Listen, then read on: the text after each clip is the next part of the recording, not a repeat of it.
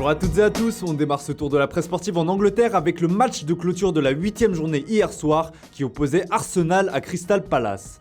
Les deux équipes se sont quittées sur un match nul 2 buts partout. Si tout avait bien commencé pour les Gunners avec un but très tôt dans la partie signé Aubameyang, les Eagles ont retourné la situation.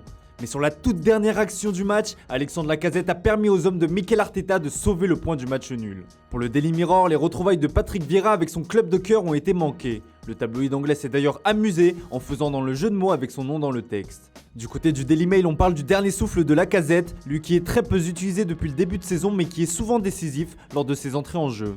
Mais vous l'avez bien vu, ce qui fait également les gros titres outre-Manche ce mardi, ce sont les débordements de Wembley le jour de la finale de l'Euro face à l'Italie.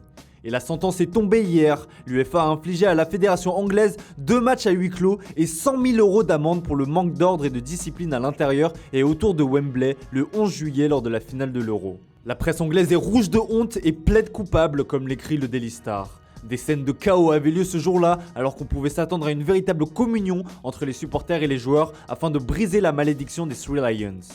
L'autre actualité qui fait jaser outre-Manche concerne le nouveau riche de Newcastle. Comme l'explique The Guardian dans son édition du jour, les clubs de Première Ligue ont mis un premier coup d'arrêt au projet des Magpies. En effet, une réunion d'urgence a eu lieu hier soir afin d'empêcher Newcastle de conclure des accords de sponsoring lucratifs avec des entreprises liées au nouveau propriétaire saoudien du club. Le gel d'un accord commercial a notamment été voté par 18 clubs.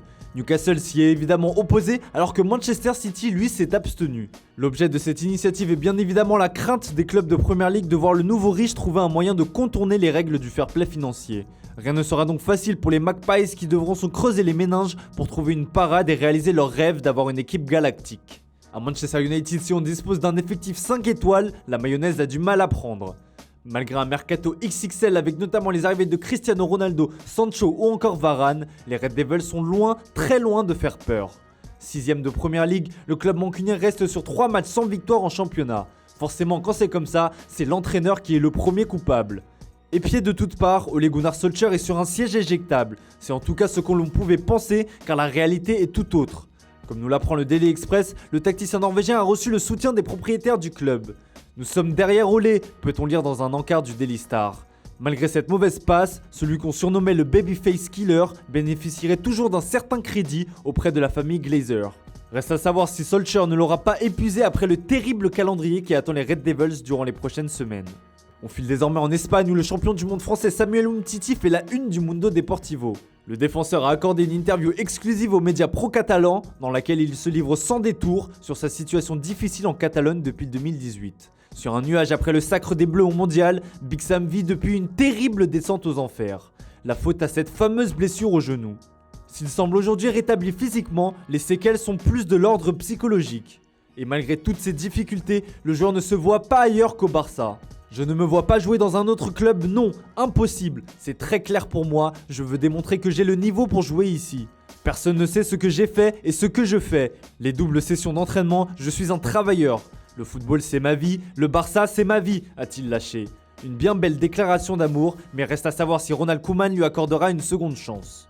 Cette confiance que Big Sam aimerait avoir, la Juventus est prête à l'accorder à Paulo Dybala. En effet, comme l'affiche Tuttosport sur sa une ce mardi matin, la prolongation de la Joya avec la vieille dame est imminente. Dybala 2026, finalement oui, s'enthousiasme le quotidien italien. L'agent de l'Argentin est de retour dans la boîte pour finaliser les contours du nouveau contrat. Pour la Juve, c'est un véritable soulagement que de voir ce dossier proche du dénouement. En effet, le risque de voir partir le joueur de 27 ans gratuitement, lui qui est en fin de contrat dans un an, était bien trop élevé. Les Bianconeri peuvent désormais se concentrer sur le futur avec Paulo Dybala comme tête de gondole. Et on termine ce tour de la presse sportive en France avec le retour de la Ligue des Champions cette semaine. Le Paris Saint-Germain accueille le RB Leipzig ce mardi soir dans le cadre de la 3ème journée de la phase de poule de la Ligue des Champions. Si beaucoup espéraient voir la MNM de nouveau alignée, le forfait surprise de Neymar en décevra plus d'un. Pas de quoi néanmoins se décourager pour le journal L'Équipe, uni pour le meilleur peut-on lire. En revanche pour le Parisien, on s'interroge sur le cas du Brésilien qui traverse actuellement une période délicate, que ce soit en club ou en sélection. C'est quoi le problème, se questionne le quotidien régional. Hier après-midi, le club parisien a annoncé dans son communiqué médical que le Brésilien présente des douleurs aux adducteurs depuis son retour de l'équipe nationale et devra prolonger une période de soins de quelques jours avant un retour normal avec le groupe. Du côté du PSG, on a donc préféré prendre aucun risque pour le Ney à l'approche du Classico dimanche prochain face à l'OM. Voilà, c'est tout pour ce matin, merci pour votre fidélité, on se retrouve tout à l'heure pour le traditionnel JT Foot Mercato.